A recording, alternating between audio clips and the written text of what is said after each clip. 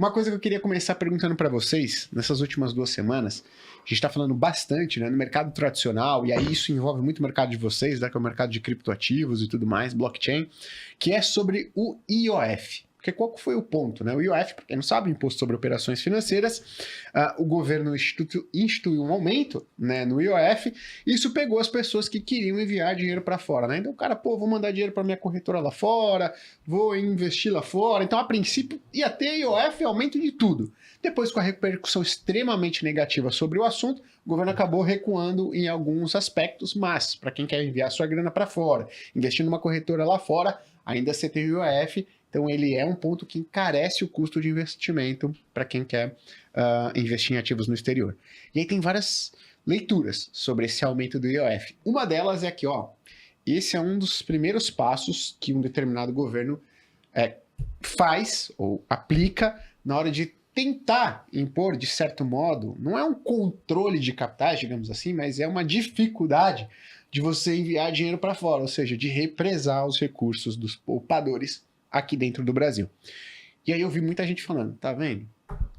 Criptoativos, Bitcoin, servem justamente para você escapar, driblar o governo. Então eu queria começar com esse ponto, né, com a percepção de vocês, se para a pessoa que quer mandar dinheiro para fora, ou tirar, né, digamos como o Perini, e vocês também gostam de dizer, tirar o país do seu dinheiro, o Bitcoin e outros criptoativos são uma boa medida para isso. Ou o IOF, de certo modo, dependendo de onde você invista ou por onde você invista, também é influenciado ou impactado por essa medida do IOF. Cara, eu acho que uma coisa que eu tenho falado muito pro pessoal que me pergunta sobre isso é que o governo não sabe, mas ele faz diariamente uma propaganda gratuita para cripto. Porque colocar o IOF para meios tradicionais é você imediatamente dizer, cara, existe um caminho com menos intermediários, mais eficiente, mais barato e que nem tem como você cobrar IOF da mesma forma, né? Então, a resposta curta é, existe uma forma de você poupar uma grana nisso se você usar cripto. Inclusive, Gui, não sei se você sabe, mas hoje em dia tem até algumas corretoras de cripto que já estão lançando até ações tokenizadas. Então, para o cara que às vezes quer investir tipo numa Apple, Tesla, coisas do tipo, ele pode comprar como se fosse cripto. E aí ele vai por um outro caminho que não é da corretora tradicional, né? Mas, enfim, eu entendo que assim, cripto nasceu para ser um negócio com menos intermediários, ele faz com que o sistema financeiro ele funcione melhor, de forma mais eficiente. E aqui, mais uma vez, a gente está vendo isso acontecer, né? Legal. São duas maneiras de olhar para cripto, né? É claro que tem o universo da compra e venda dos criptoativos, né? Que são os nossos tickers, são os seus tickers do mercado tradicional, são os nossos tokens, né? Siglas mágicas que sobem e descem. Mas por baixo disso existe um fenômeno tecnológico que é um fenômeno de disrupção, que traz para o dinheiro as mesmas características que a internet trouxe para a comunicação. Né? A internet tornou o custo da troca de informação no mundo inteiro seguro e marginalmente irrisório. Né? Você sai de uma época em que você tinha que mandar um telegrama para o Japão para mandar um e-mail para o Japão.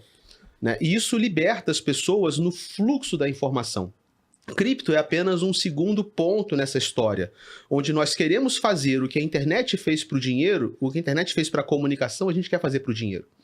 Então, as stablecoins hoje, né, que são os dólares tokenizados, a gente tem tokens no nosso mundo que não são tokens especulativos, são dólares empacotados na forma de tokens. Sabe quantos bilhões tem hoje em dólar? 250 bilhões de dólares. Tokenizados. Isso corresponde a 1% do supply do M2 norte-americano, que é de 20 tri. Cara, olha que louco. A gente tem um mercado de stablecoins que foi inaugurado em 2015. E em 10 anos, esse mercado já representa 1% de todo o capital circulante da economia norte-americana, em dólares. Né? Isso é só o começo. E esses dólares, eles circulam de uma maneira onde você não tem os controles fiscais e monetários que os governos conseguem fazer dentro da sua amplitude territorial. Você, por exemplo, não consegue aplicar as restrições que uma Argentina aplica numa casa de câmbio para a entrada de stablecoin.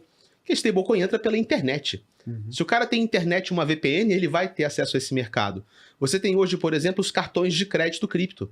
Você literalmente tem o dinheiro, dólar tokenizado, numa carteira tokenizada, e você tem um cartão de crédito baseado em Hong Kong que não reporta para o CARF, e você gasta no cartão de crédito um café, uma viagem, um pãozinho e tira o dinheiro direto lá de cripto. Então, como isso não passa por nenhuma estrutura financeira que tem liquidação associada ao nosso sistema, você não tem como tarifar. É claro que isso não quer dizer que o governo não vai um dia acordar e vai querer dar um basta nisso. Então, o que ele pode fazer? Se ele não consegue implementar a tarifa no sistema, ele pode tornar isso ilegal, ele pode criar restrições e penalidades caso ele pegue a pessoa fazendo ou não. Isso é uma outra discussão. Mas hoje sim, tem recursos para você poder usar dinheiro internacionalmente em dólar, sem se expor à volatilidade de cripto, e usar esse dinheiro contornando todo e qualquer sistema conhecido, de câmbio, de fiscal, de tudo que você imagina. Tanto para usar como meio de pagamento, como para estocar como reserva de valor, ou até para você poder investir. Né? Existem hoje diversos mecanismos de investimento dolarizado em cripto, onde você investe em dólar. E o mínimo que você pega de volta com uma boa margem de segurança é o juros base norte-americano, 5% no dólar para cima, entendeu? Esse é um outro universo de cripto e é um dos universos que está ganhando mais força enquanto o tempo passa. Inclusive a Tether, que é a emissora da maior stablecoin, que é o USDT, é uma das maiores holders de T-bills, né, de notas do Tesouro Americano, porque o que ela faz basicamente é, cada bilhão de USDTs que são emitidos, uma parte está cash no banco, outra parte são notas de curto prazo. Legal. E aí, inclusive, dá para você eventualmente repassar o yield, né, o retorno desses títulos. Então, cara, assim, é um negócio gigantesco, assim. Então dá pra gente falar que, diferente do que dizem do Bitcoin, as stablecoins, elas têm lastro. Sim. Que é justamente... Nós a gente vai sair na briga aqui, hein? Calma. Diferente do que dizem. Bom. Calma. Diferente do que dizem, as stablecoins, elas têm lastro. Porque essa é uma... Isso é o que sempre falam. Mas, pô, cripto não tem lastro. Como é que pode o negócio valer $1? Quem diz que vale $1? Quem diz que vale $1 é as reservas que o cara mantém em títulos do Tesouro Americano. É isso. Vamos estabelecer lastro, eu concordo com ele, que essa é uma discussão meio travada para nós, porque a gente considera que o dólar não tem lastro, né? Desde 71, onde você acabou com a convertibilidade dólar-ouro, o dólar é um dinheiro da fé, como qualquer outra moeda fiduciária. Mas o dólar da Tether e da Circle, como ele muito bem falou, Tether e Circle são empresas privadas e elas imprimem dólar de cripto. Elas atuam como bancos centrais subsidiários, é muito louco, elas estão imprimindo dólares. Aí você fala, pô, mas elas imprimem dólar à vontade? Não, elas têm que ter algum tipo de lastro, entre aspas, para justificar a impressão de dólar tokenizado. A maior parte desse lastro são títulos de dívida. E quer ver o que é mais louco nisso? Que títulos de dívida não são contabilizados no M2. E stablecoins também não. Então, efetivamente, Tether e Circle fizeram um processo de expansão monetária de mais de 1% de todo o M2 norte-americano, isso não aparece no M2. A gente está criando uma espécie de shadow banking, tá? Onde empresas privadas atuam como bancos centrais subsidiários, comprando dívida norte-americana e empacotando isso na forma de novos dólares que rodam no sistema de pagamento alternativo, não contabilizado. E aí você se pergunta por que os Estados Unidos não fez um crackdown nas stablecoins. Porque isso atende aos interesses norte-americanos. Então vamos lá, então. Então, M2, oferta monetária, dinheiro em circulação na economia americana. Acho que o Castro ele quis dizer aqui, pô, o cara vai, pega a grana aqui da galera que quer comprar stablecoin, e aí para ele justificar que ele tem $1 aí, ele vai e compra títulos públicos americanos. Quando o governo emite título público americano, esse dinheiro não está contabilizado no M2. Mas, pô, o cara ele pegou a USDT dele e ele pode estar usando, pagando lá no cartão cripto dele, que está lá sediado lá em Hong Kong e tudo mais, então está gastando como o dólar dele normal. E isso não está sendo contabilizado. Agora, minha pergunta para você, mas qual que é o interesse que o governo americano tem por trás disso?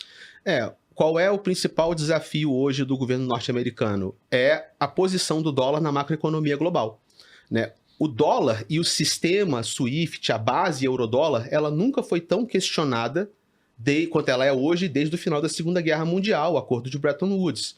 Então, é do interesse norte-americano que haja demanda global pelo dólar. Porque se há demanda global pelo dólar, o dólar permanece forte, ele permanece sendo utilizado como uma unidade de conta, como uma reserva de valor global. Só que as vias oficiais para empurrar o dólar para o mundo, elas são presas nos sistemas tradicionais. Se você expande a oferta de stablecoin, você vai ver, por exemplo, na África e na Argentina, o cara vai ter a escolha. Ou eu vou evadir o peso e o câmbio oficial via Bitcoin, ou eu vou usar a stablecoin. Então a stablecoin ela está cumprindo um papel que seria um papel, na minha visão, assim, então, sujando as mãos para o governo não precisar sujar, de manter o dólar sendo aceito lá por fora. E é até uma maneira interessante. É melhor você fazer essa expansão sombria e exportar essa inflação pelos interesses da adoção do dólar do que deixar essas stablecoins serem gastas em solo norte-americano e acabar piorando o efeito da inflação.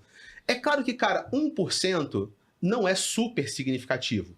É significativo. Mas se isso continuar aumentando, quando é que vai ligar nosso alerta? Quando for 5%? Vai falar, caraca, peraí, meu irmão.